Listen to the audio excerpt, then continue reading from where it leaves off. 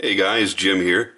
We're going to take a look now at a knife you may not have ever heard of before. This is actually a very, very new knife on the market, and as far as I know, this particular model is exclusive to BladeHQ.com. So, I'm not sure if you know what this is. This is the Stedemon Knife Company Bastion Flipper. And for those who don't know what Stedemon Knife Company is, it is a production knife company out of China. And we're starting to hear that a lot more often now. And it's not always with negative connotations. I mean, we look at what Riati has achieved. Astounding quality knives for a bargain basement price for that level of knife making. Because they are made in China. And that's what we're looking at here. First thing I want to expose you to is the packaging. Because I think they did a really good job on the packaging. You get a pretty nice outer cardboard box with the Stedemon knife logo on there. Open that up. Get rid of the packing foam. And you've got a nice microfiber case for your knife. Get past that. And there you have a little note from Stedemon. Oh, how cool is that? Get rid of that. And then you get another microfiber cloth packed inside. So you've got a microfiber cloth case, a microfiber cloth. So get rid of all that stuff and get to the knife itself. Now, there are going to be things about this knife that piss me off. And there are things about this knife that seriously impress me. So this should be a fun little review. Now first, let's talk about the basics of the knife. Overall length, 8.6 inches in length. Blade length is 3 3/4 inches. And it's S35 VN for the steel. It's a nice clean stone wash throughout the frame, throughout the blade. Drop point style blade. But let's take a moment now. Oh, one more thing. Nice milling in the frame. And they've inlaid textured carbon fiber. It's actually a really, really nice touch. But let's talk for a moment about the stuff that pisses me off, because I want to get that out of the way first, because I don't want this to be looked upon as a negative review, because it's really not. Overall, this is a very positive review. The design pisses me off. And I'm leaving it closed for a reason, because the blade, I feel, is pretty different. It doesn't really remind me of anything. So I don't want you to get distracted. First things first, the pocket clip. Now the clip itself, in its shape, not a big deal. But the ceramic detent ball bearing that they've chosen to use, we all know, came from Todd Begg. It has been borrowed by guys like Tony Marfione with permission and with credit given. There was no permission here, and there was no credit given, except by Blade HQ. And this is one of the other reasons I love those guys. Everybody loves the Beggs, period. Nobody wants to see somebody ripping off the Beggs. So what Blade HQ did was they, on their own, said, you know what, we're gonna make sure that Todd Begg gets credited for the design of that pocket clip, because that's obviously where it came from. Now, here's the other thing. When you take a look at the shape of the frame, the milling of the frame, the way the inlay has been done, and the style of pivot being used, to me, it's just, it takes way too much influence from Mikkel Willemsen, another friend of mine. That bothers me a lot, and I'm fairly certain he doesn't even know that this knife exists. He will now. So those are the two things that bother me, is the design influences. And again, this is not a dead knockoff of anything Mikkel has done, but it is his signature style. Just like the clip is not a dead ringer for Todd Begg's clip. You look at the Bodega, the Glimpse, any of the other clips they've used, it doesn't look like their clip, but that does. So they were careful to step away a little bit, to be a little bit, you know, different. Now, here's the good shit. Are you ready for this? Let me do that again.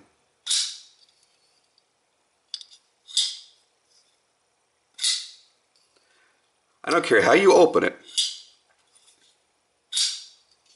It is insane. To the point where when I first got this in the mail, I texted Jake at Blade HQ immediately and went, holy shit. I'm not exaggerating when I tell you guys that this flips like an R.J. Martin, that it flips like a David Mosier, like a Po-Han Lu, as far as the speed and the crispness. This thing is friggin' outstanding when it comes to flipping. And it's got a fast action, even closing.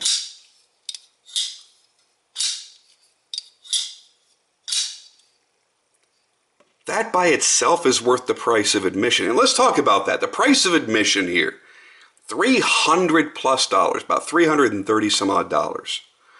Now, when we're talking about a production Chinese knife, a lot of people are going to balk at that. You seriously need to hold one of these in your hand. And it's not even just about the flipping action. It's about everything else. The tolerances that this has been built to. The detail work that's been given. It's worth it. First off, look at the pivot. Not your standard run-of-the-mill, everyday pivot. They did a great job giving you something a little bit different. Steel lock bar insert. So you have steel engaging steel instead of titanium engaging steel. So number one, it greatly reduces the possibility of lock stick, which this has absolutely none. And it extends the life of the lock, because you're not going to have titanium, a softer compound, wearing against that steel. And now take a good look at their lock geometry. Actually pretty well friggin' thought out. This shouldn't wear very much. It shouldn't walk over very much over the course of its lifetime. The additional jimping that's been done on the flipper tab. So many expensive custom knives that don't do that, and they use a harsh detent, and your finger wants to just slide right off. Not so the case here.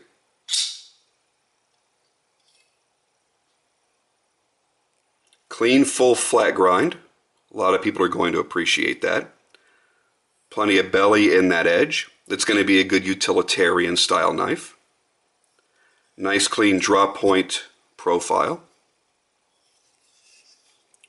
Good quality steel using S35VN.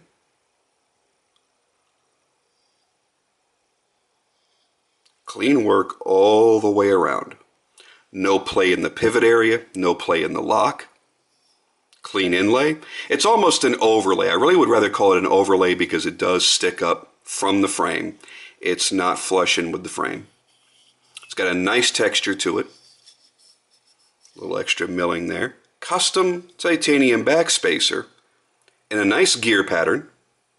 Flush set with a lanyard opening. And not just protruding the backspacer, but cutting away the frame. This is where the frame would have normally been anyway. So it's nothing obtrusive. They just did a friggin' fantastic job all the way around. $330? You bet your ass. It's almost putting them in the league of some of our custom knife maker friends' Midtechs. Generally, those are going to start at $400 to $500. And we're talking about the Graham Razel. We're talking about the Southern Avo. We're talking about the Andre de Villiers Butcher. There's some really great Midtechs out there. But they tend to be fairly basic at that price point because that's how they're hitting that price point. You know, you're taking a guy, let's say like John Graham, that's making a $1,000 knife in the Razel. How does he make that $400? Well, he, like any smart businessman, doesn't do all the work himself. Contracts it out. That's how Midtechs work. But that's still not enough. How can we further keep the cost down? Well, we'll use a less premium steel, okay? And maybe we won't go as ornate and not as much hand fitting. Okay, we'll just mill some lines into the frame. That's what a lot of Midtechs are doing right now. You know, Robert Carter doing the same thing. He's in that $400 price range. I think it's $400 and a quarter. They're fantastic knives, but they are going to be somewhat basic. Here, you've got the same thing. Stonewash, stonewash, just like they're doing. Nobody's doing any crazy satin finishes and two-tones and bead blasting and shit because it's going to raise the cost. So to keep it in that $400 to $500 price range, everything's stonewashed. Well, everything's stonewashed here. This is $330. Most everybody is using a standard stamped spring clip. Well, this is actually a nice sculpted clip in titanium. This is only $330. It's got the big black ceramic bowl set into it, which, by the way, makes it a lot easier to get in and out of the pants, and it gives you great retention. This is only $330. Steel lock bar insert. Now, I'm having a hard time recalling. I've handled pretty much everybody's Midtech. The only Midtechs that I can recall, and I may be wrong, there may be more. You don't have to jump on me in the comments section. You can simply comment. The only ones I can recall are what Ferrum Forge is doing. And again, that's in the $500 and up price range, doing steel lock bar inserts. This is $330. Bearing pivot. Most everybody's doing that nowadays on their Midtechs. They're doing it here for $330. The tuning of that detent and that action.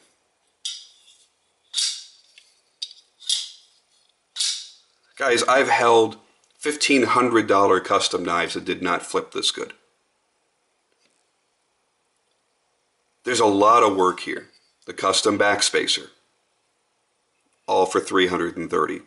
An inlay or overlay of textured carbon fiber. Sorry, that came at you way faster than I expected it to. For $330. Now, so it's easy to compare this to Midtech knives and to come out favorably because of the price difference. Now, how do we take this and say this is $100 better than a top-end Benchmade? Or Zero Tolerance, or Spyderco. And therein lies the difference. You may find a Taiwan Spyderco or a Zero Tolerance that you like more, that you may feel has better fit and finish. But think about this. They're generally going to be harder to get. And they're not going to be all too different in price. Okay, so you look at like the Spyderco Rubicon, which is a much smaller knife. This is a 3 3/4 inch blade. That knife, with amazing work, amazing quality, not quite as good of a flipper, but a damn good flipper. You know, you're still paying this much and more. You get to a good Zero Tolerance. I mean, the good ones, the ones that everybody is always salivating over. You're generally going to be $350 to $500. Then, of course, let's not forget the way they market them, the way they release them. There's never enough to go around, so secondary market almost always kicks in, and people are paying $1,000 for a $400 knife. You don't have to worry about that with this. It's sitting on Blade HQ's website right now. Well, at least at the time of me recording this. If you're watching this 3 years later, hell, I don't know. I was immediately impressed. I immediately texted Jake and said, yeah, I'm buying one of these. I have to. This is going to be a serious, hardcore friggin' knife. It's one that if I know that I have to go somewhere that day and abuse the crap out of my knife, instead of carrying a $2,000 or $3,000 custom, like I typically do, you know, as I really don't care, I'll carry anything. I now have a knife that I can beat the living shit out of, and I've always had plenty of knives like that, but what makes this different is, holy shit, it makes me feel like I'm carrying a custom.